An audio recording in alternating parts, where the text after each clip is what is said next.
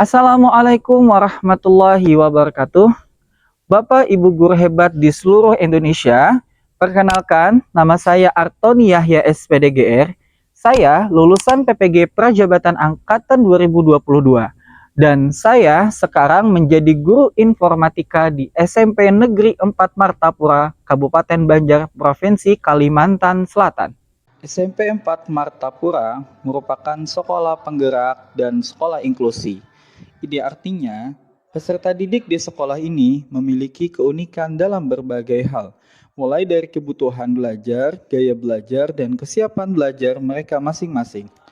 Maka dari itu, tantangan saya sebagai guru di sekolah ini adalah bagaimana menciptakan pembelajaran yang harus mengakomodir segala kebutuhan belajar dan karakteristik mereka, agar menciptakan pembelajaran yang bermakna, menyenangkan, dan berpusat kepada peserta didik. Itulah yang menjadi alasan saya menerapkan pembelajaran berdiferensiasi. Langkah awal yang saya lakukan dalam menerapkan pembelajaran berdiferensiasi adalah melakukan diskusi bersama guru rumpun sains dan BK dalam kegiatan kombel kecil.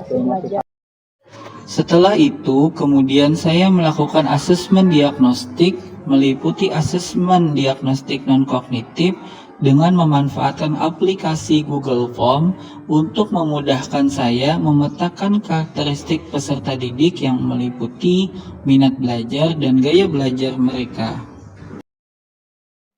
Kemudian dilanjutkan dengan asesmen diagnostik kognitif dengan memanfaatkan aplikasi EducaPlay dengan permainan Froggy Games. Asesmen berbasis game ini selain memudahkan saya dalam mengetahui kondisi awal peserta didik terhadap materi yang akan dipelajari, juga membuat mereka senang. Setelah itu, saya juga mengajak mereka berkumpul, membentuk lingkaran, sambil wawancara kepada mereka untuk mendapatkan informasi terkait dengan kebiasaan belajar mereka di rumah, hobi, alamat tempat tinggal, dan cita-cita mereka di masa depan. Kegiatan berkumpul seperti ini saya padukan dengan tradisi lokal masyarakat Banjar, yakni bebarakat. Tujuan bebarakat ini untuk membangun kedekatan dengan peserta didik serta dapat menumbuhkan rasa cinta budaya lokal dalam diri mereka. Setelah saya mendapatkan hasil asesmen diagnostik, kemudian saya melakukan analisis dan identifikasi terhadap hasil asesmen ini, sehingga didapatkan pemetaan kesiapan belajar mereka dari asesmen diagnostik kognitif sebagai berikut. Selanjutnya, hasil asesmen diagnostik non-kognitif menunjukkan hasil asesmen diagnostik ini kemudian saya gunakan untuk merancang proses pembelajaran yang berdiferensiasi dan sebagai referensi dalam pembagian kelompok belajar. Pembelajaran diawali dengan mengucapkan salam dan doa bersama. Berdoa terlebih dahulu. Berdoa dimulai. Guru menanyakan kabar siswa menggunakan aplikasi Mentimeter. Baik, bahagia. Perhatikan, apa yang kamu persiapkan untuk belajar materi hari ini? Wah, yang paling besar adalah mental. Kemudian, guru memperkenalkan pakaian adat Banjar kepada siswa. Ada yang tahu ini apa namanya? Yang ini apa namanya? Ada yang tahu?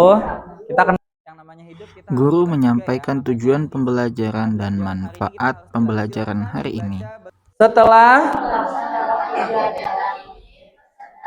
manfaat yang pertama, informatika, guru melakukan keterampilan generik. Nah, dalam pembelajaran berdiferensiasi, saya memberikan 3 variasi, yaitu variasi proses, variasi konten, dan variasi produk.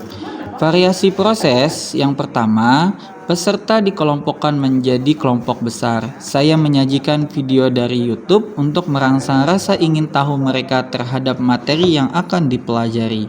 Video yang ditonton siswa adalah kerajinan tasbih fiqh khas Martapura. Setelah menonton video, guru memberikan pertanyaan pemantik. Ya. Adalah Perencanaan yang dilakukan sebelum bertindak. Bertindak adalah proses eksternal yang terlihat oleh orang lain.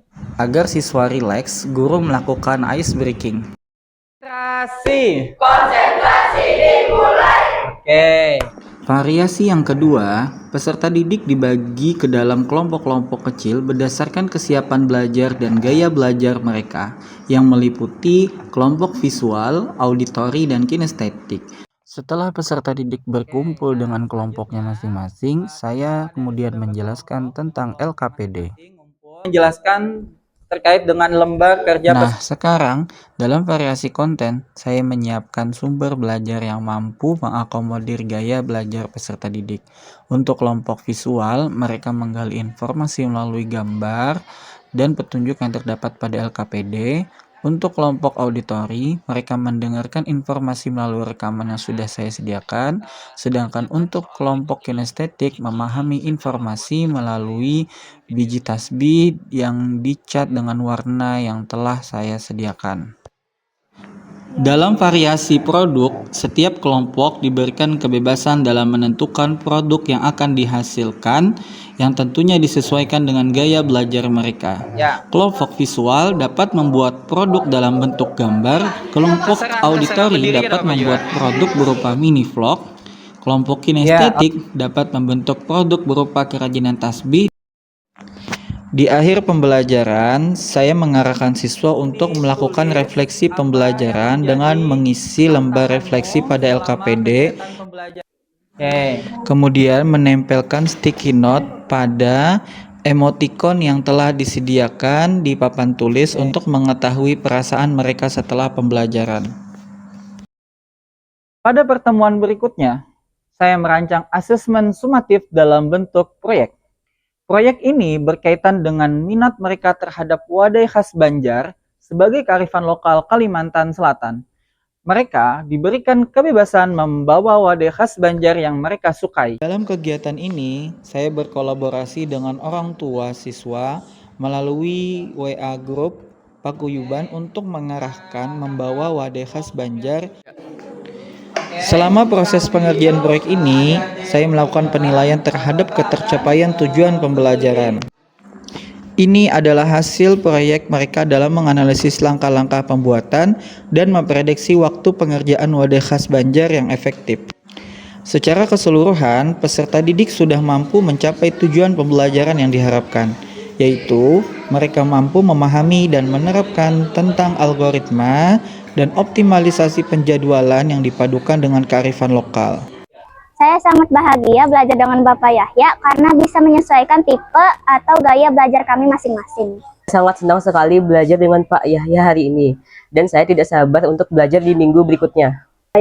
Pembelajaran yang diberikan Bapak Yahya menurut saya sudah sesuai dengan gaya belajar anak saya.